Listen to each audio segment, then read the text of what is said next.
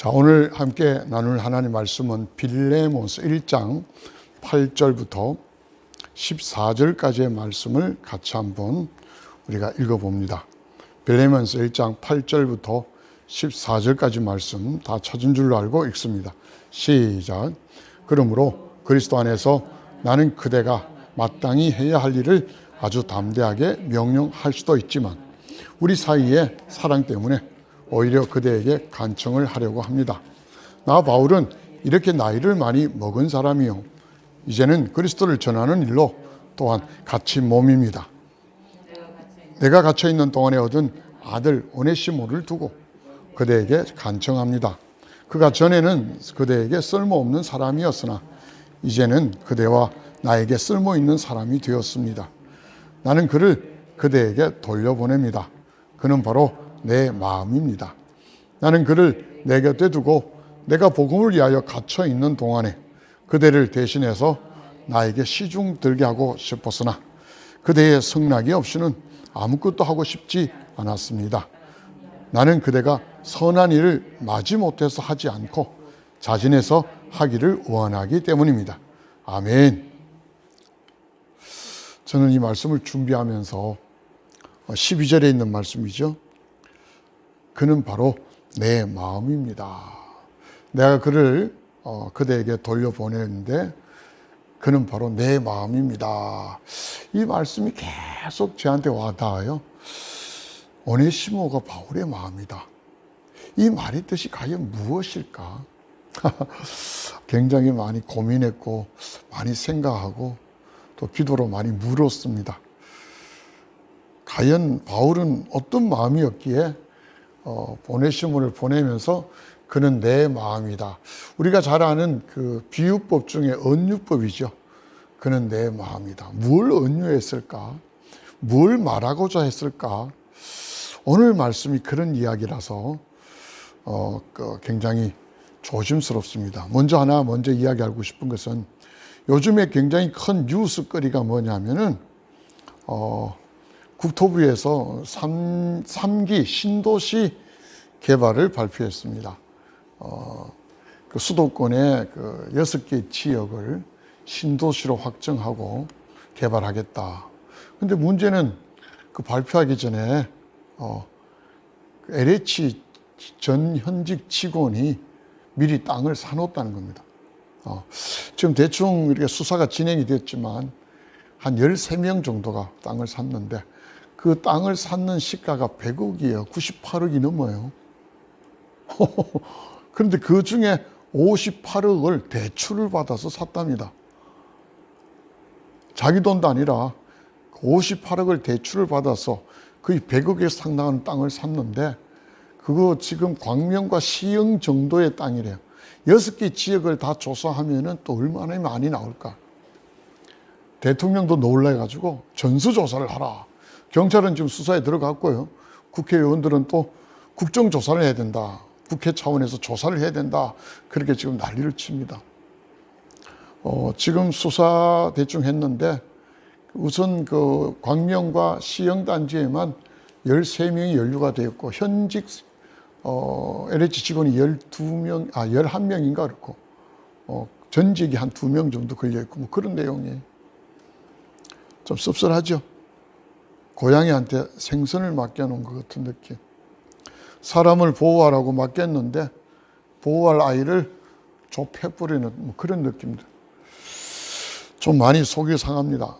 제가 왜 이야기 드리냐면은 지금 우리들이 사는 세계는 이렇습니다. 권력이 있고 내 신분이 높고 무언가를 좌지우지할 수 있는 힘이 있다면은 그 힘을 쓰려고 하는 거예요. 그 권력을 쓰려고 하는 거예요. 근데 성경이 말하는 오늘 이 바울이 말하는 내 마음은 어떤 마음인가? 그런 자리에 있어도 그걸 쓰지 않는 마음이에요. 자, 말씀 한번 보십시다.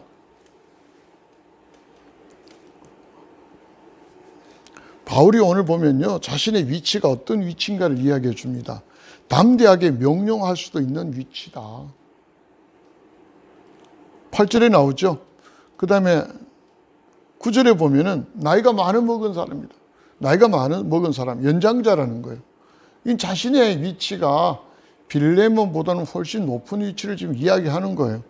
그 다음에 또 이어서 그리스도를 전하는 일로 또한 갇힌 몸인 자기 자신을 이야기합니다. 내가 이렇게 수고하고 사도로서 이렇게 복음을 전하고 이렇게 고생하고 있어. 그러니 적어도 너는 내 말 좀 들어줘야 안 되겠니? 이렇게 이야기할 수 있는 자리라는 이야기죠. 이해되시죠? 그런데도 불구하고 그는 그걸 쓰지 않는다는 겁니다. 그러면서 어떻게 해요? 8절 후반부에 그렇게 명령할 수도 있지만 9절에 보니까 오히려 그대에게 간청하려고 합니다. 간청하려고 한다는 거죠. 오늘날 세대에는 가지고 있는 힘을 써야 되고, 근데 그걸 쓰지 못하면은 굉장히 좀 뭐라 그럴까, 본인들이 좀 허탈해하는 것 같아요. 원래는 그렇지 않지만 이제 그러려고 하면서 무언가를 이야기한다니 뒤틀려지기 시작합니다. 나라와 민족을 위하여 섬기려고 했던 국회의원이든 대통령이든 어떤 공직에 있던 사람이든 간에 그걸 되기 위해서는 그렇게 낮은 자세로 합니다. 그래 막상 되고 나면은 이 마음이 달라져요. 왜? 힘을 가지고 권력을 가지고 내가 파워를 누리고 있기 때문에. 그래서 그걸 할 때는 처음에 국민을 위하여 섬기려는 자세가 아니라 가지고 있는 힘을 쓰려고 하는 자세로 바뀐다는 거예요. 근데 성경은 그렇게 말하지 않습니다. 다른 사람은 몰라도 바울이 오늘 우리 빌레몬서를 통해서 우리에게 보여주는 자세는 어떤 거냐? 높은 자리에 높은 자리에 있을수록 힘을 가지고 권력에 있는 사람들이 어떻게 살아야 될 것인가를 우리에게 보여주는 겁니다. 그는 명령하지 않습니다. 오히려 간청합니다. 그런데 간청의 이유를 성경은 9절에서 이야기합니다. 우리 사이의 사랑 때문에.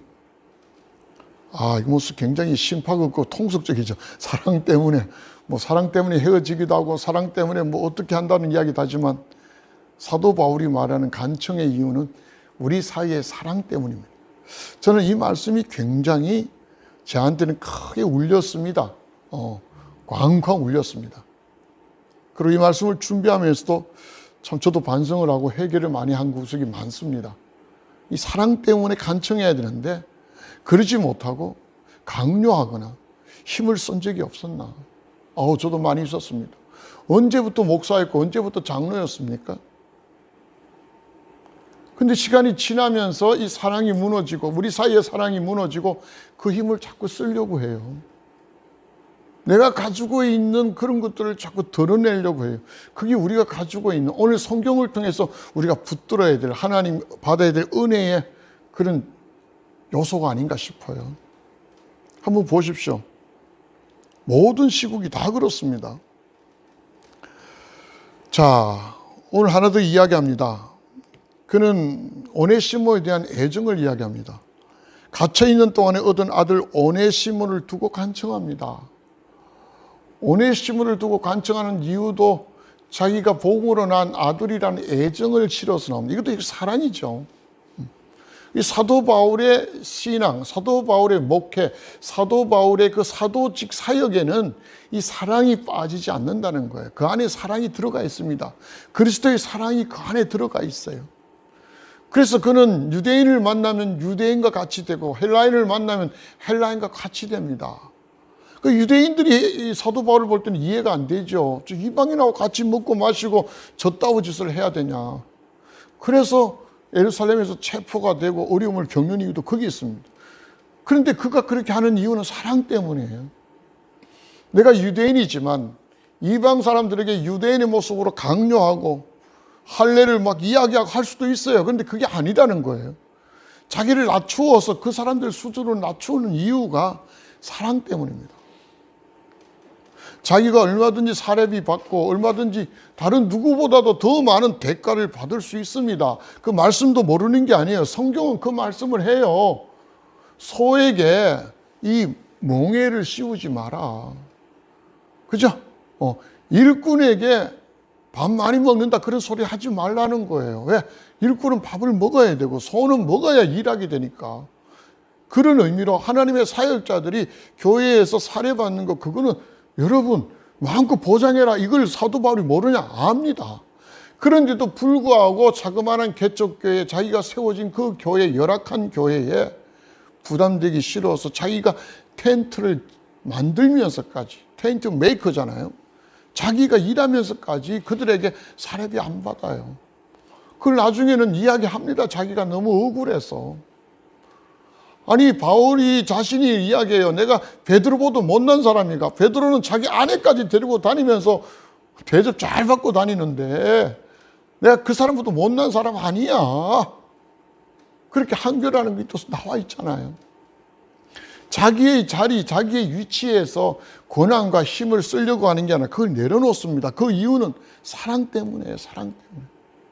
오네시모를 보내는 마음이 바로 그 마음 아닐까요? 몇 가지 더 이야기 나옵니다. 오네시모에 대한 애정이 아들로 되었지만, 복음의 아들이지만 11절에 보니까 그는 이제 쓸모 있는 사람이 되었다 이야기합니다. 오네시모라는 말이 그거예요. 유익하다라는 뜻이에요. 오네시모라는 말이.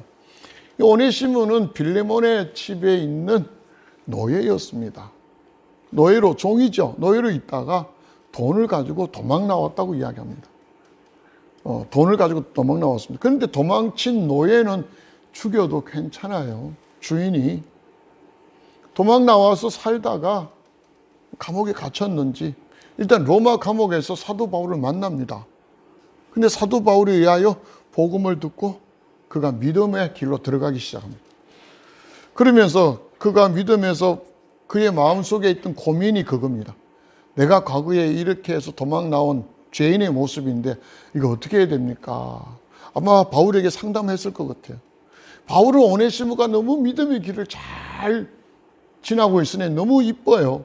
또 자기가 복음으로 인해서 난 아들같이 생각하고 함께 있었고, 성경에 보니까 오늘 13절에 내 곁에 두고 그들을 대신하여 시중 들게 하고 싶다 할 정도로 보내기 싫어요. 오네시모를 자기 옆에 두고, 나이도 이제 많았어요. 그 당시에 나이가 60이 넘었다면은 상당히 고령의 나이잖아요. 그런데 감옥에 감옥살이 하고 있는 이 바울에게 오네시모는 무지무지 의지하는 아들 같은 존재예요. 근데 과거에는 쓸모가 없는데 지금 이름값 하잖아요. 그대와 나에게 이제 쓸모 있는 사람이 되었다. 그래서 내가 시중들만큼 쓸모가 있지만 그대에게 돌려보낸다. 그 이유는 오늘 성경 14절에 나옵니다. 그대의 성락 없이 아무것도 하고 싶지 않기 때문이다. 왜냐하면 선한 일에는 자진해서 해야 된다. 선한 일은 그대가 선한 일을 하려면 그대가 원해서 해야 되지 시켜서 하는 거 아니다. 오늘날에 이거 우리가 분명히 들어야 돼요. 사도 바울이 명령을 내려서 권면해서 빌레몬아, 네가 오네시모를 용서해라. 얼마든지 이야기할 수 있어요. 내가 주 예수 그리스도의 이름으로 사도가 된 나 바울이 너에게 권면한다. 용서해줘라. 뭐 이렇게 뭔가 할 수 있지만 그게 아니라 네가 자원해서 해야 된다. 그리고 뒤에도 계속해서 그런 이야기를 합니다. 그대가 나에게 순종하기를 나는 확신한다. 계속해서 그런 말이 뒤에 나오기 있습니다만 어쨌든 그런 확신이 있기 때문에 명령하는 게 아니라 간청하게 되고, 그 다음에 빌레몬의 결단을 지금 촉구하는 내용들이 쭉 나옵니다. 저는 이 말씀을 통해서 우리가 이렇게 섬기고, 실제로 섬긴다고 시작했지만 섬기는 게 아니라 군림하는 사람들이 얼마나 많습니까? 제가 교단에 보면 교단 우리 지도자들도 그래요. 후보자가 돼서 등록하고 선거운동을 할 때는 그렇게 섬긴다고 뭐 이렇게 난리를 칩니다. 근데 막상 그 자리에 이렇게 선출이 되고 나면은 섬김의 모습은 달라지고 무언가 이렇게 군림하고 행사하려고 그래요. 그렇게 못내야 좀 아쉬워요. 물론 저는 그러지 않겠다고 늘 그렇게 생각하고 결심을 합니다. 근데 오늘 이 말씀은 다시 한번 그걸 결단하게 하는 아주 중요한 말씀이 되고 있습니다. 보십시오. 바울의 위치, 신분, 자리, 그럼에도 불구하고 바울이 명령하는 것이 아니라 바울은 간청하고 있다. 그 간청의 이유는 사랑 때문이다. 자, 다시 한번 처음으로 돌아가 봅시다. 공무원은 누구를 섬겨요? 국민을 섬기는 사람입니다. 국민이 낸 세금을 자기들이 봉급으로 받아서 국민을 위하여 봉사하고 섬기는 사람이에요.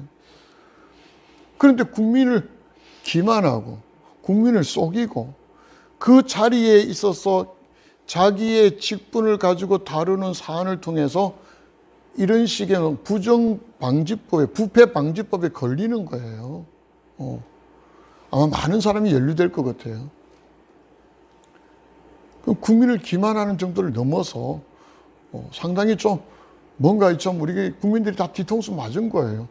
지금 이 나라가 주택에 관하여 지금 상당히 민감하잖아요. 이 정부가 지금 벌써 지금 뭐 많이 오른 데는 열 몇 배가 올랐다는 그런 당도 있습니다. 끔찍합니다, 끔찍해. 그런데 이렇게 장난치고 있으니까 이런 사람들이 그 짓을 한 거예요.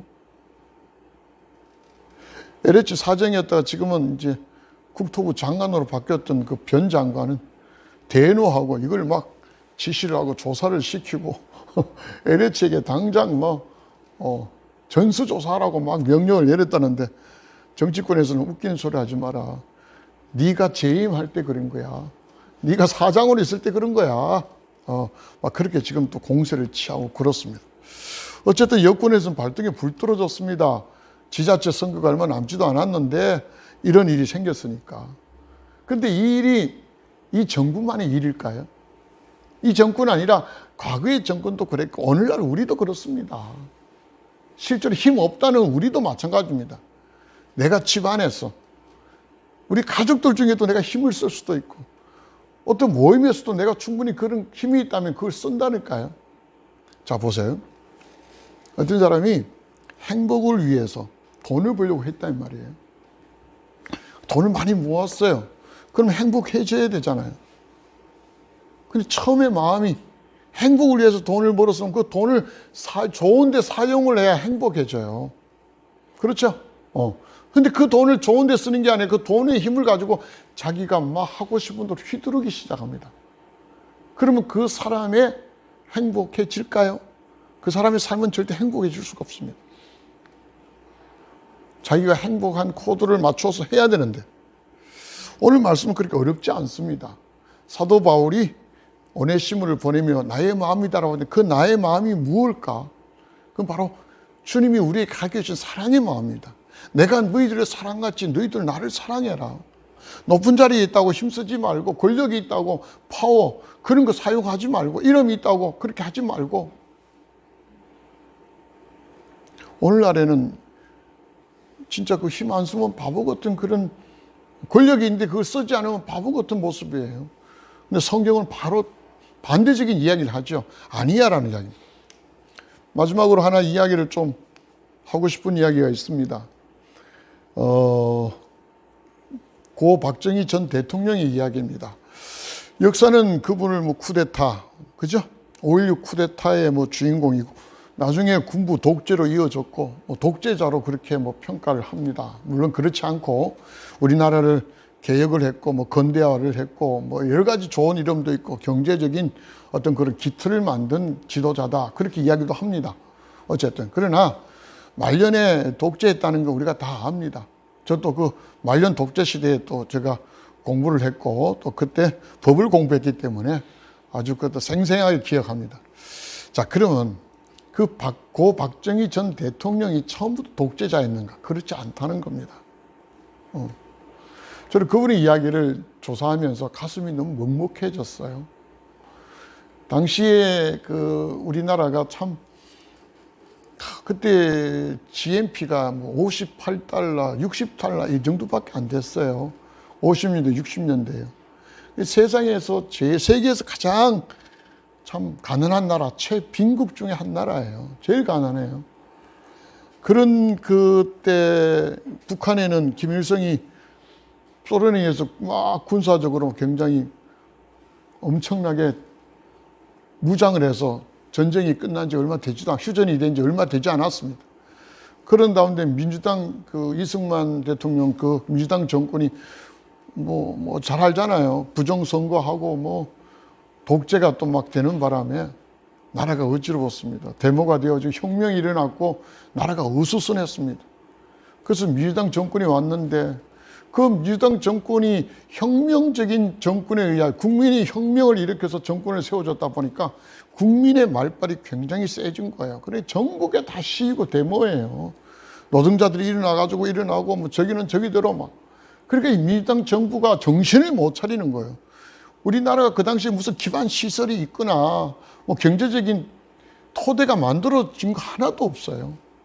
이제 전쟁 끝나고 자유당 정권에서 부패해가지고 완전히 엉망인 정치, 경제, 사회, 문화 속에서 갑자기 혁명이 일어나서 개혁이 됐는데 이 틀을 못 잡는 거예요. 그래서 박정희 씨나 군부들이 야, 이래가는 안 되겠다. 그래서 자기들 쿠데타를 일으켜 정권을 잡은 겁니다.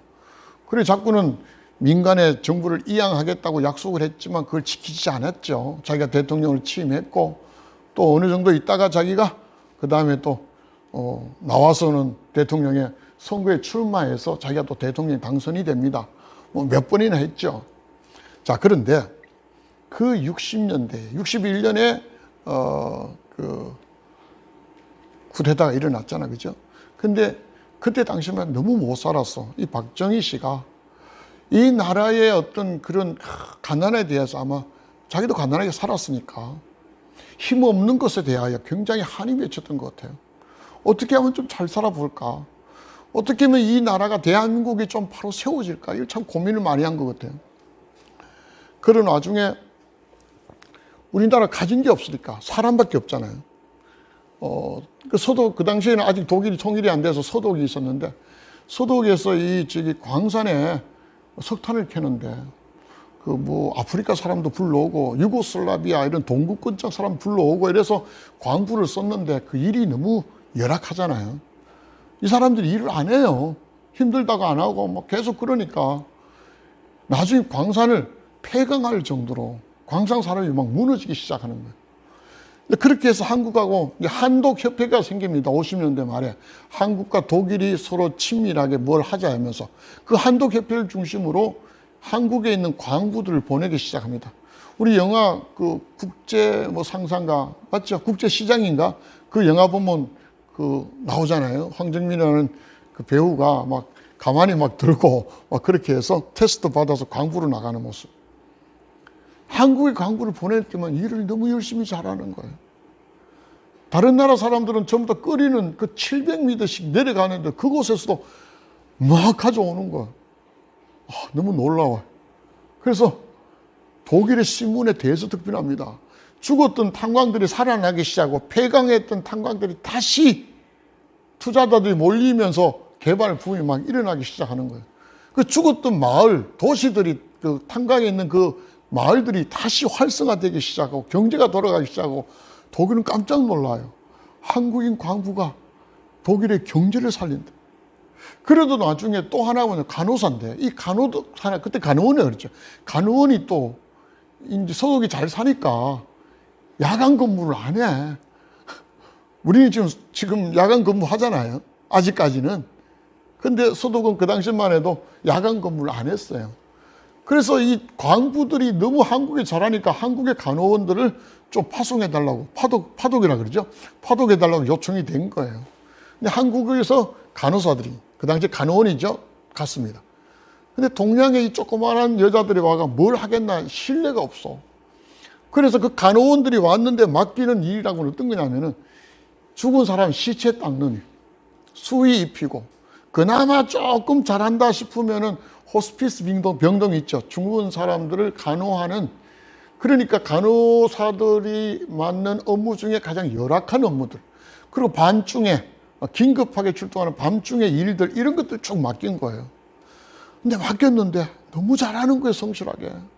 심지어 호스피스 병동에서 죽었던 그런 사람들 붙들고 막 통곡하고 오열하고, 그 밤중에 응급실에서 사람들이 막 다쳐가 들어오는데 옷에 피를 묻든 어쨌든 막 그들을 막 들쳐업고 막 의료진과 함께 분투하는 그런 모습들, 피가 모자랄 땐 자기의 피를 뽑아 수혈하면서까지 막 살리는 모습들, 막 그런 것들이 서독 사람들의 가슴을 막 움직이기 시작하는 거예요.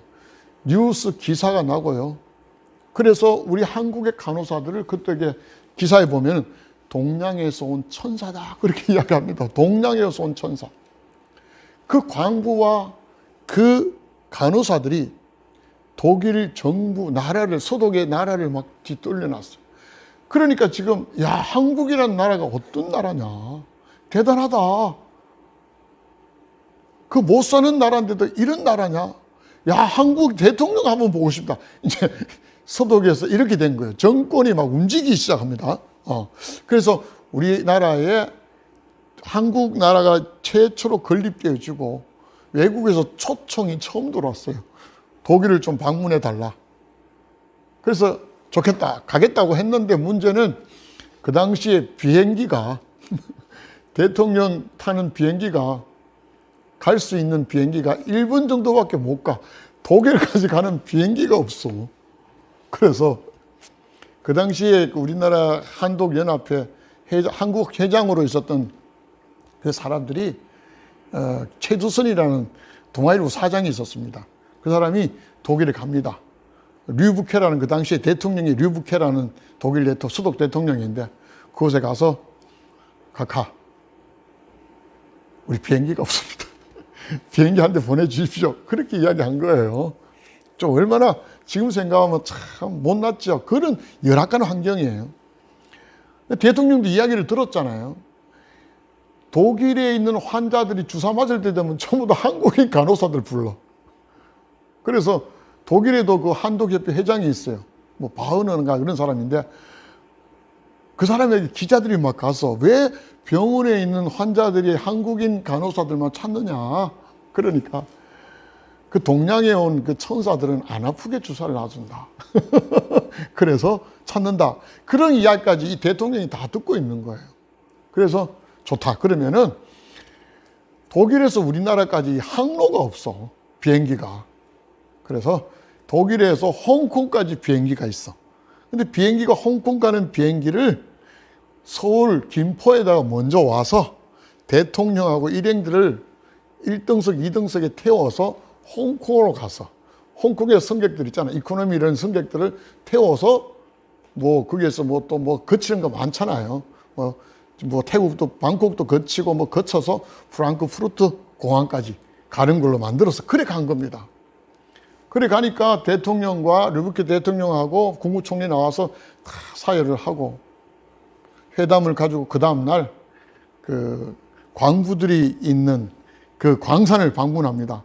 그 광산에 가보니까 그 광산에 제가 자료가 하나 있는데 그 광산에 어디나 루루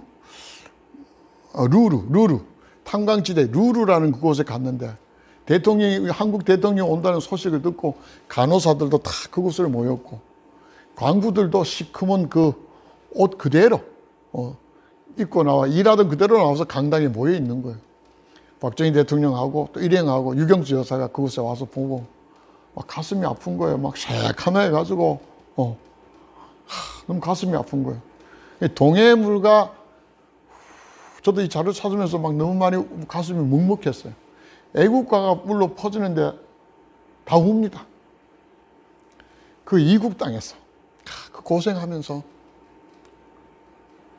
자기 나라 대통령이 왔어. 근데 그 마음은 다 하나잖아. 웁니다. 이어서 대통령이 연설을 하는데 박정희 대통령이 연설하다 울어버려요. 저 또 울먹울먹거리는. 그리고는 내려와서 유경수 여사하고 간에 광부들, 그 간호사들 부들 다 같이 부둥 껴안고 웁니다. 헤어져야 되는데도 헤어질 수가 없어. 너무 마음이 아팠어. 저는 그게 오늘 성경에 말하는 거 사랑 아닐까요? 뭐 대통령이 그 간호사들하고 뭘 그리 친하겠어요? 광부하고도 뭐 그리 친하겠어요? 근데 그 속에 나라와 민족에 대한 사랑이 있었다는 거예요. 너무 많이 울고 하다 보니까 헤어질 시간에 헤어져야 되는데 헤어질 수가 없어서 일행 중에 누구가 대한민국 만세 막 이렇게 구호를 외친 거예요.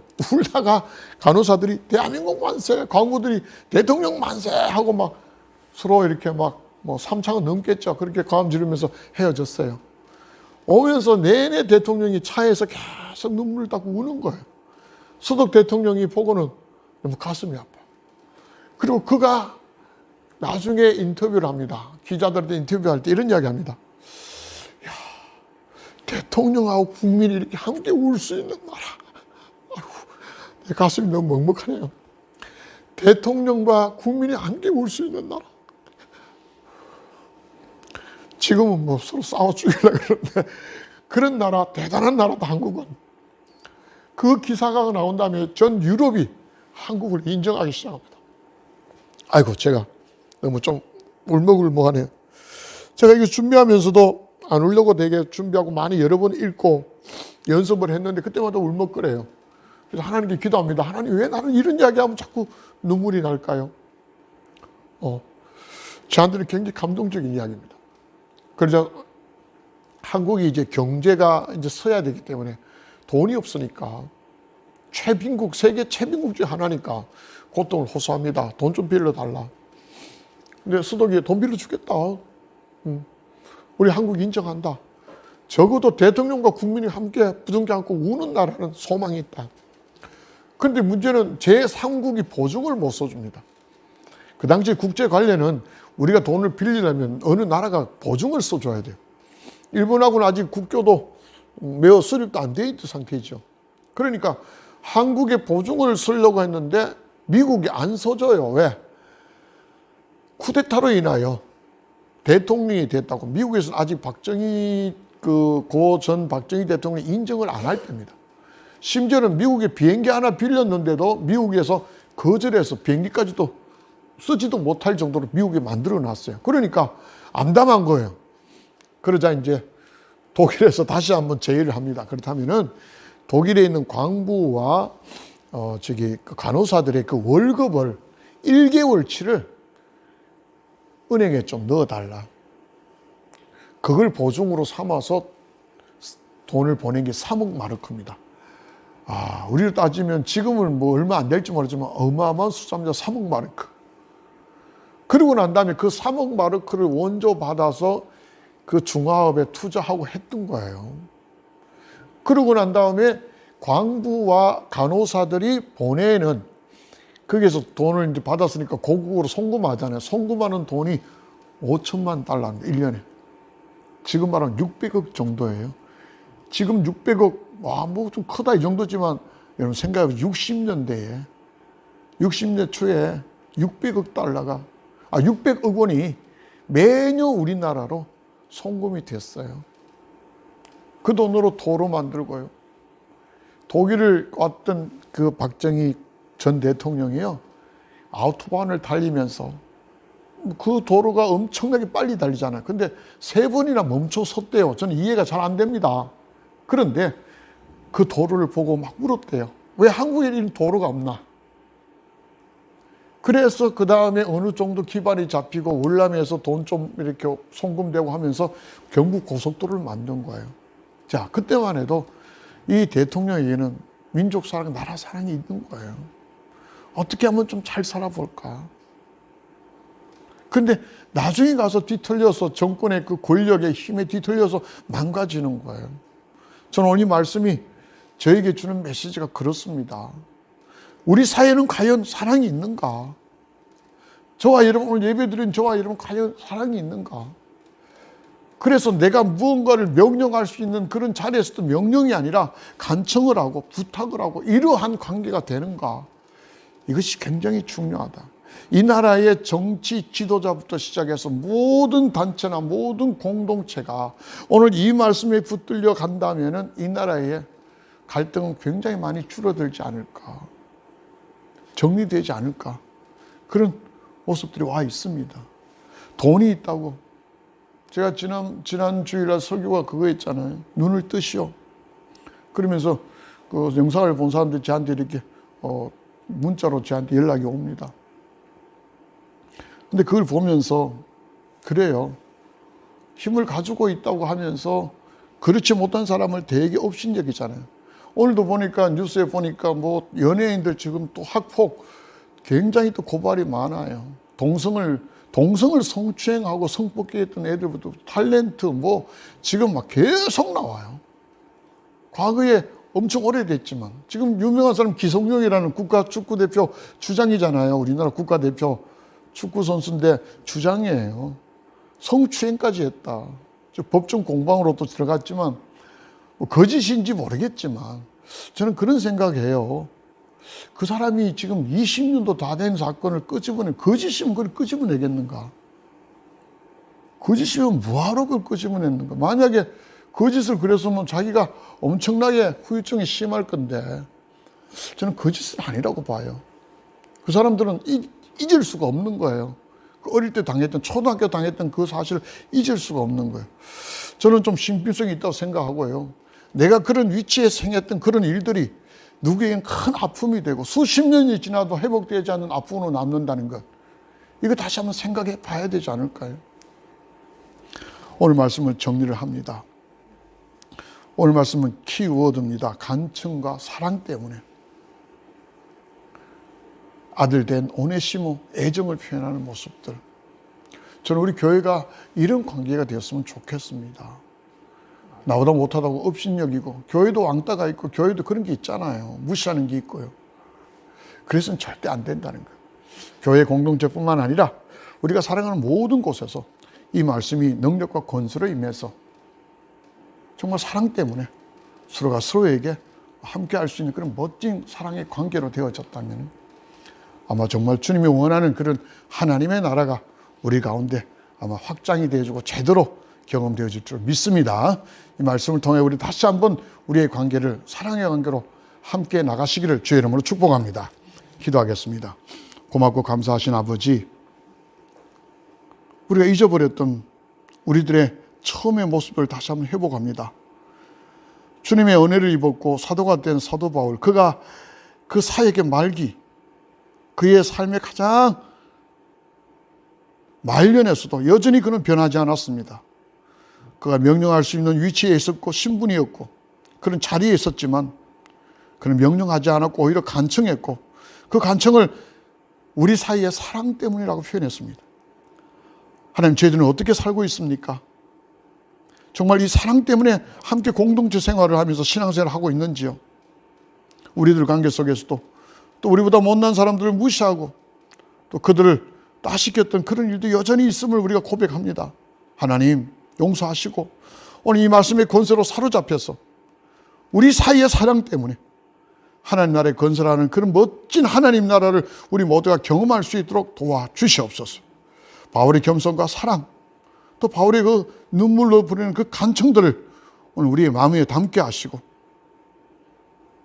오늘 고 박정희 전 대통령의 이야기를 하면서 종이 가슴이 너무 많이 먹먹했습니다. 그것을 잃어버렸던 그 말년에 불행했던 그를 기억하게 하시고, 우리가 시간이 갈수록 더욱더 우리 사이의 사랑들을 기억하게 하시고, 처음에 느꼈던 우리들의 마음들을 다시 회복하여 하나님께는 큰 영광이 되고 우리 모두에게 큰 기쁨이 될 수 있도록 주님 역사하여 주시옵소서. 감사드리며 예수님의 이름으로 간곡히 기도합니다. 아멘.